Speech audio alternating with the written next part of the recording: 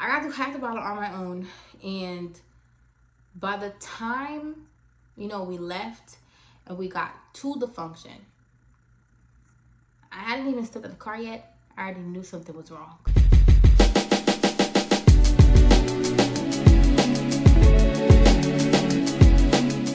So welcome to episode 2 of Let's Talk About It. Today's episode is what's in your cup. We're going to speak about my drinking journey. So let's just go ahead and dive in. So before I go into what the span of my journey looked like as it pertains to drinking, alcohol, and all that stuff, this year will be my 3rd year of sobriety. And when I tell you it's only God that brought me there, it's only God. And it's situations like these where you need to remind yourself that until you ask God for help, there are certain things you will not be able to stop doing on your own, off your own strength. I'm gonna tell you that right now. So, me getting into alcohol, drinking of any kind, started in high school. And depending on who you speak to, that may be normal for them because, some functions you have easier access to liquor. Certain families, how in certain families, okay, you may have moments where it's just like, hey, if you with us, you can get your little sip on because you with us, but don't go around doing that with anybody else. So when I was like 14, 15-ish, that's when, it was like small little things here and there. You go to a little function, you have easy access to certain things, you take a little sip, take a little something. By the time I turned 16, that's when things like picked up even more, where I had more access to more things. Whether it's like a function where it's just out there in the open, and then, you asking for it, and depending on who you ask, it's freely given. And that's when I got more acquainted with other drinks. Four Loko. If you know what a Four Loko is, you'll probably know what an MD is. You'll probably know what a Buzzball is. Those things. Four Loko is like, I don't know if organized chaos is if what I can, it's a contradiction in a can. Let me put it that way. Four Loko is a mixture of an energy drink and alcohol put together. I need you to sit and look at the fact that that's actually diabolical. An energy drink, which is supposed to hype you up, pump you up, get you moving, get you, versus alcohol, which is a depressant. So that is what kind of like, slows you down, gets you feeling good and, feeling yourself. You might ask throughout the video, like, so what brought you into like dipping and dapping and drinking to begin with? To be honest, I can't say curiosity, but I will say interest. You know what it does, and you want to see how it feels when you do it too. And I know what you're thinking. Because when I was younger, somebody asked me this, so you gonna do crack too? I said no, because I know what crack look like on people. I'm good off that. But liquor to me was like it's like a safe space, It's like you can try it, give you the effects that you may want, and it won't be as detrimental in your head. In your head, it's not as detrimental.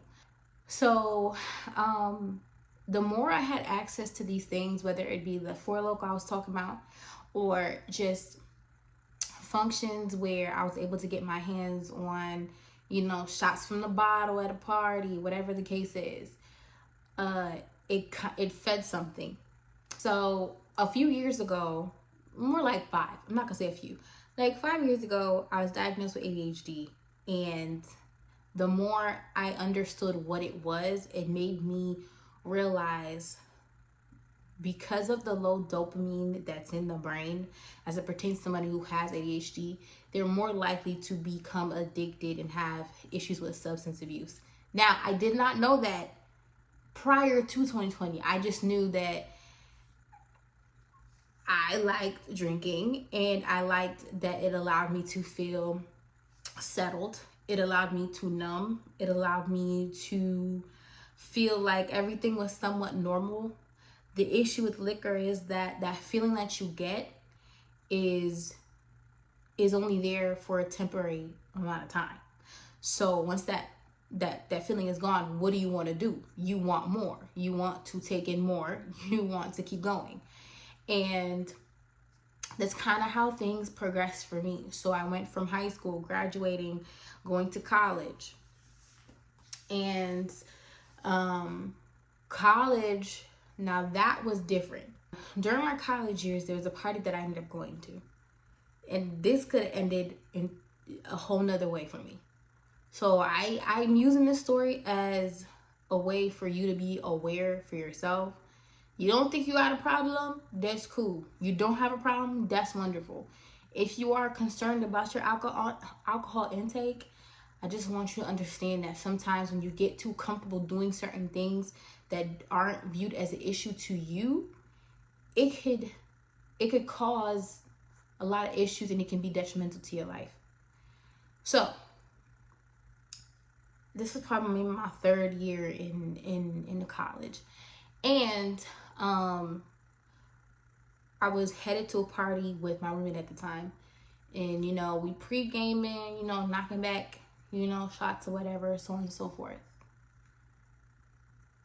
At that time, the liquor of choice for me was Honey Jack Daniels. Still to this day, when I see a bottle of Honey Jack Daniels, I cringe. My spine just, But we're pre-gaming to go to a party, right? And this was during probably like a homecoming weekend situation, homecoming week. So, throughout homecoming week, if you've been in college, you've experienced these things. There's a different event for each day. There's parties, there's this, there's that, there's all that stuff going on. We pre-gaming. I got my bottle of choice, Honey Jack. I got through half the bottle on my own. And by the time, we left and we got to the function, I hadn't even stepped out the car yet. I already knew something was wrong. Now, of course, you're like, Brittany, it's like, duh, of course something's going to be wrong. You drank half a bottle of Honey Jack. Mind you, it wasn't like a giant bottle, but I think it was like either way, it doesn't matter how big the bottle was. It was a bottle, right? So, drank half the bottle. By the time we arrived at the function, before I even stepped out, I already knew something was off, because there was it's like the alcohol, it stayed at the top of my stomach. I don't know how to describe that feeling, but it was just like, say this is your stomach. It stayed up here. This is the top of my stomach. The liquor rested here, and I could feel it. I kid you not, the only thing I remember about that night was walking through the threshold of the door. I said hi to maybe 2 people. Done. I was done. By the time the night is over and all that stuff, I wake up the next morning. I'm in my dorm. I'm doing, I'm waking up and I'm just like, what's going on? All that other stuff. And my roommate at the time is helping me understand, like, okay, so this is what happened. This is what happened to you. And then she like showed me like what it looked like. Like, this is what you look like. Literally, when I tell you I look like a rag doll, it was like a photo of me, and I was like, it was a rag doll in the party. Like, I was just laid out on this, like, it looked like a love seat or a chair somewhere. When I tell you, it's like, it's scary to see yourself in that nature. It's scary to see yourself sprawled out like that. Like, you look lifeless. So she told me what happened.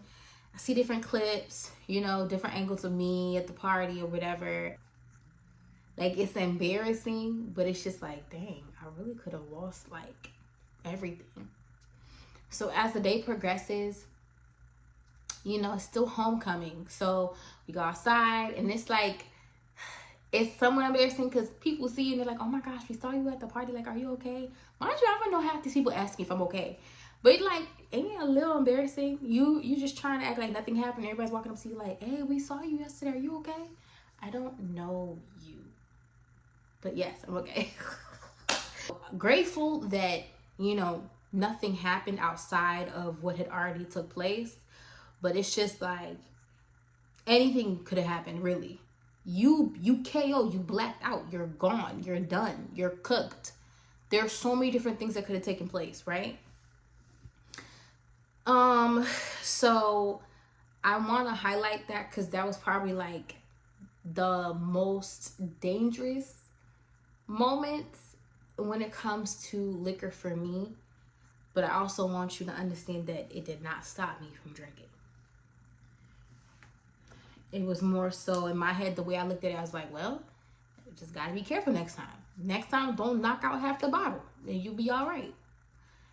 No, that you'll be more all right if you just stop drinking altogether.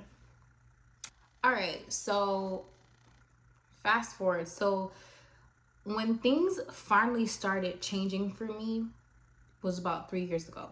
Yes, at the top of 2022.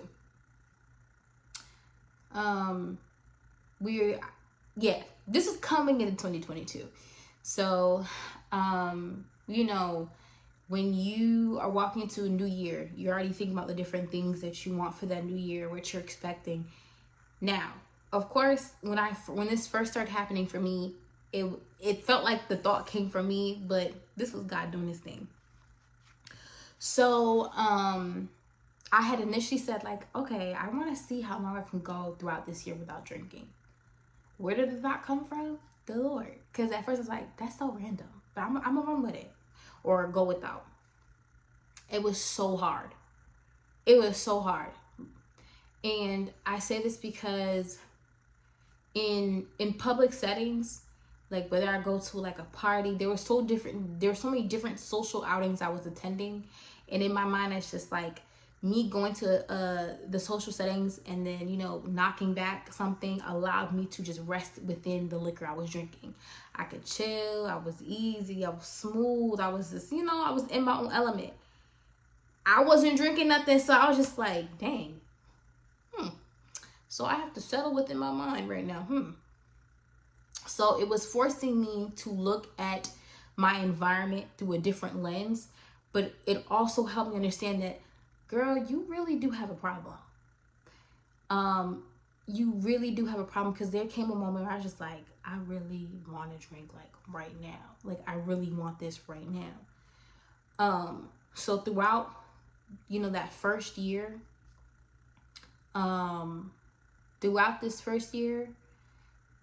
it was definitely difficult because I was going to social outings a lot. And then, of course, as time picked up, and they'd be like, oh, you coming to go get a drink with us? You want to? I'm like, nah, I'm not drinking. And they'd be like, why? Are you sick? No. Are you fasting? No. Are you pregnant? No. So why are you? I was like, honestly, I just want to see how long I can go without it. So, time continues to go throughout the year of 2022, and it is hard, but it's also like teaching me something. It's refreshing. By the time I hit the month, I want to make sure I have timestamps. And honestly, this might be the first time I'm saying this out loud, so honestly, I may have to retract my third, saying I've been sober for 3 years. So if you're watching this and this doesn't really make 3 years and I had to start over, then maybe this might not be my third year of sobriety. It might be like 2, maybe, or like 2.5. We'll see. So year of 2022, I went to a graduation for one of my good friends, and she had a function, like a graduation party. And of course, for me, I already knew, like, I came in to celebrate my girl, my friend, celebrate her accomplishment. What y'all pre-gaming, that's good for y'all, but I don't want none. I'm good. This is what happened. This is why I have to say, maybe it's not 3 years, and I'm gonna keep it a whole, like, buck. I'm gonna keep it a buck with y'all. So as I'm going through this, I'm at the hotel that we stayed in for my friend's graduation, and you know, a couple of the girls are there and they're pre-gaming before heading over. And they're like, you know, you want one? I was like, no, I'm good. They're like, oh, come on. I said, no, I'm good. I was like, they're like, you need to come. I said, no, I'm good. Like, side note, if somebody say no the first time, let it go, okay? Just say, okay. Don't do the whole thing of, well, I'm not going to force somebody to drink. No one said you was forcing anybody. If I say I don't want something, then I don't want it. Don't ask. If you want to say, you can ask why. But then again, don't. Just say, it's cool. Now, anyways, this is where I dropped the ball on this one. So after like maybe the third or fourth time of asking, I was just like, you know what? It is what it is. I kid you not. I took that shot and my night was just destroyed. And when I say destroyed, I don't know how to explain it, but it's not that, oh, I took the shot and I went crazy later on and I took a whole bunch more. It was more the fact that I took the shot and I was just like, I feel like my life for the year is over. Like, all this progress I was making, like, what? And the night for me, that's the only thing that was in my mind. It's like, girl, you were progressing, you were doing so well. Like, how did you allow yourself to get to the point where you ended up taking a shot anyways? Because you allowed so much pressure on you. You know what I'm saying? So if this kind of puts a damper in the third year of sobriety, I might retract that statement of being sober for 3 years because of that shot. Outside of that, I haven't drinking, but drink,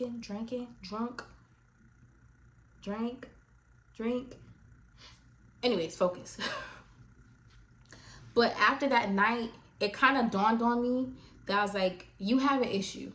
And somehow, some way, that incident just kind of settled it for me. It was a nail in the coffin that I'm not drinking anymore. Okay, so when I finally made the decision that I wouldn't be drinking moving forward, there'd be moments that I would go like to dinner or something.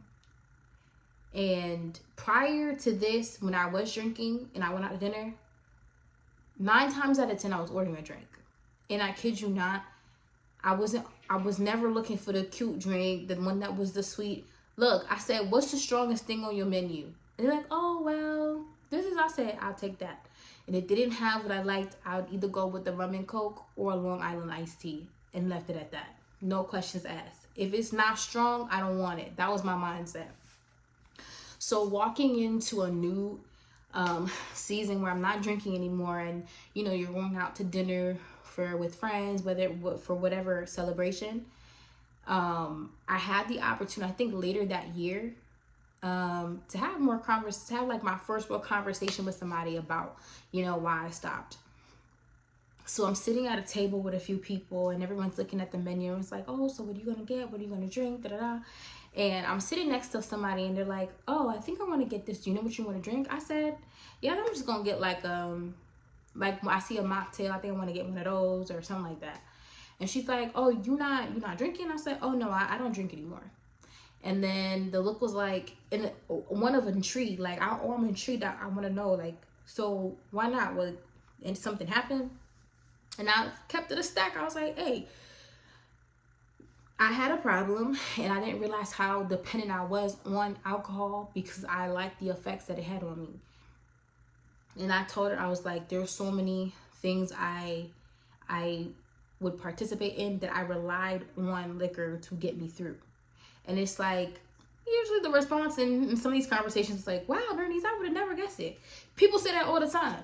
Like, I would have never guessed it. Yeah, that's probably why it was easier to get away with certain things, like liquor intake, because people don't expect much from you.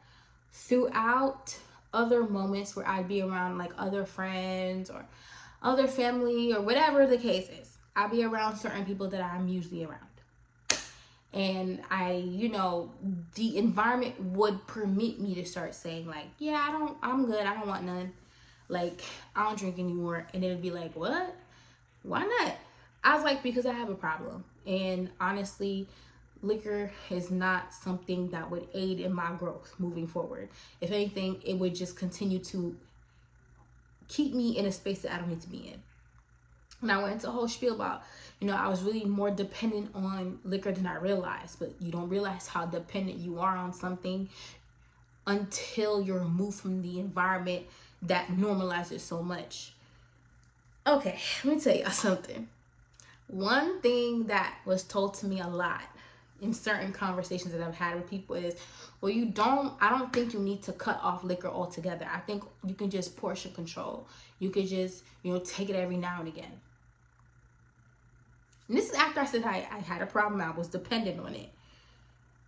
I want y'all to just stay with me for a second and look at it from another point of view. Let's say, God forbid, I'm addicted to crack, okay? I'm addicted to crack, and I tell you, hey, I want to get off crack. Are you going to tell me to portion control my crack? I don't have to quit altogether? Or are you going to say, I get what you're coming from. I commend you for that, and I support it. Is that too far of a stretch? In other words, I'm trying to tell you, if a crackhead told you they wanted to stop smoking it, would you tell them to portion control their crack? So God was working on me emotionally to be able to speak on my personal experiences and not get offended by the responses. Because at the end of the day, the responses does not change your progression. The responses does not change your decision to stop. So how the response is given, it has nothing to do with me. You know what I'm saying? It did take me some time to be like, all right, we're good here. But in the very beginning, I think that was something that on one hand, I laughed at, but on the other hand, I was just like, responses like these is what keeps people from talking about their issues, because you keep saying stuff that don't make no sense. If I tell you I got a problem, do not tell me to portion control my issue. Especially when I already told you that I don't do it no more. So I do have moments where the first 2 years where it was like temperature checks, where people would try me. And I'm not gonna say it was intentional. It'd be like people would try me like, hold my drink for me. Why would I hold your drink? There's a table right there. Why would I need to hold your drink?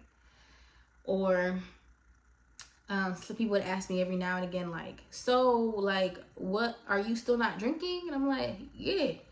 When you realize something is a detriment to your life, and I mean this in all seriousness, when you realize that something's a detriment to your life, it can ultimately ruin your life and or kill you, you'll learn to let it go. And I don't think people think I was that serious to begin with, and they also didn't believe that. I still believe that people don't believe that it was a real problem for me. And that's okay. That's okay. As long as I've learned what kind of an issue was for me, and I learned to let it go, that's what matters the most, right? But there are also moments where people are like, so what are you gonna do when you get married? I'm going to drink sparkling water. What is this, sparkling cider? I'll drink that. Will I have an open bar? No, because honestly, I've been in enough weddings and seen enough foolery, and I would prefer not to encourage foolery at my wedding. I don't want to create an environment where people who are dependent on those things go crazy on my special day. You can agree to disagree. That's cool. But I've been in too many environments where I've literally seen people show they bare behind at somebody else's function because they don't know how to say no. And then, of course, I had like a Haitian conversation where somebody was like, "Are you gonna serve like cremas at your wedding? They're like as a wedding favor." I was like, "Yeah, that's still dope." But what I do the placebo effect. I have somebody make non-alcoholic cremas, and I'll stick it in all the bottles. I'm gonna see who act the fool. Okay, they'll be like, "Oh, I'm drunk." There's no liquor in there, babes. You're not drunk. You crazy. Anyways, so the purpose of me sharing this is to show you that if you're struggling when it comes to liquor or honestly any kind of substance, because although this episode is geared towards liquor,